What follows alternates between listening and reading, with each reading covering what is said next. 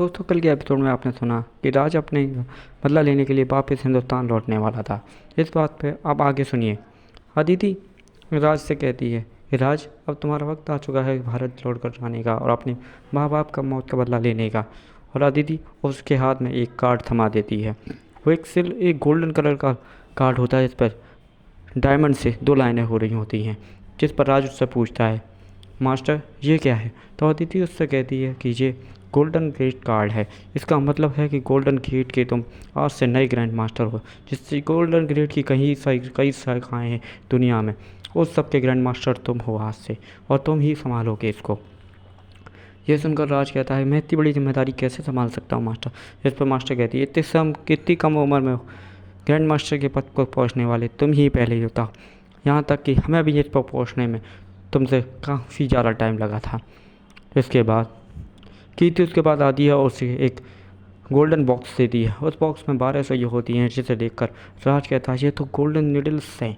हाँ, इस नीडल्स के सारे तुम किसी मरे हुए इंसान को भी जिंदा करने में सहायक हो, जो चिकित्सक कौशल मैंने तुम्हें सिखाया है। उसकी मदद से तुम इन गोल्डन सुइयों की मदद से किसी मरे हुए जिंदा जीव को भी दोबारा जिंदा कर सकते हो। इसके बाद पायल उसे एक ब्लैक कलर का कार्ड थमाती है, जिसमें वो कहती है, इसमें तुम्हारे 100 अरब डॉलर हैं, जिससे तुम कहीं भी खर्च कर सकते हो। इससे तुम्हें पैसे की कोई कमी नहीं होगी। जिसे सुनकर वो अपने तीनों मास्टरों का प्यार देखकर बड़ा खुश होता है और उनके गले मिलते हुए कहता है, मास्टर आपने मेरे लिए बहुत कुछ किया है। जिस पर कीर्ति, पायल और अदिति उससे कहती हैं, हमने कुछ नहीं किया, तुमने इतने कम समय में अपनी मुकाम हासिल किया और अपने बदले के जुनून को अपनी ताकत में बदलने में बहुत सहायक किया। तुमने कई सालों तक दुनिया से नाता तोड़ा है, और फिर भी हम तुमसे एक ही बात कहेंगे, यदि रण तुम साधारण जीवन जीना चाहते हो तो साधारण रहोगे तो दुनिया में जीते रहोगे, और ये दुनिया की बेफजूल की चीज़ों में पड़ोगे तो बर्बाद हो जाओगे। इस चीज़ और इस सबक का खास तौर से ध्यान देना। जिस सुनकर राज बड़ा खुश होता है और तीनों मास्टरों के पैर छूकर उनसे विदा लेता है और वहाँ से चला जाता है। वहाँ से जाने से पहले वो एक हवा की धुन में बदलता है और वहाँ से गायब हो जाता है, और कुछ देर बाद वो भारत में मुंबई में दिखाई देता है।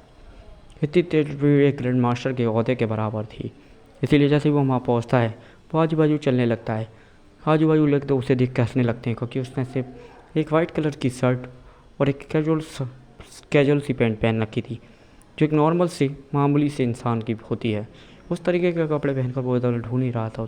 तभी उसे भूल कहता है कि चलो देखते हैं कि आजकल इतने कई 10 सालों में मुंबई में क्या बदला है।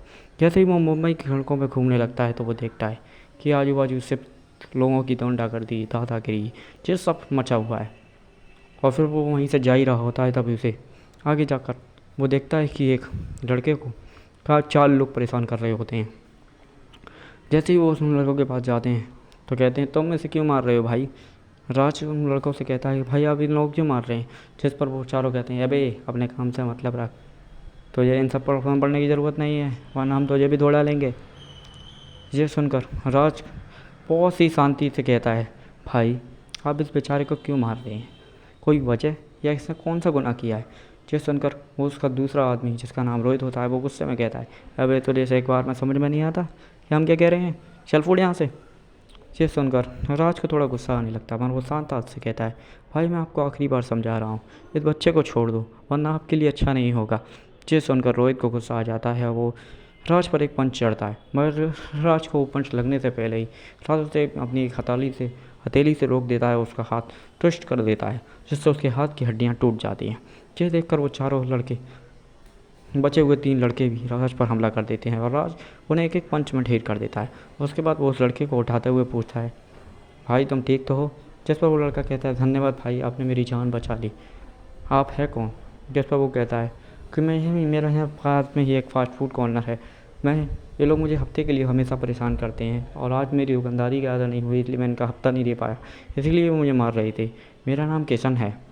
जिस पर राज कहता है, कोई बात नहीं भाई, आज के बाद ये लोग तुम्हें परेशान नहीं करेंगे, वेट करो।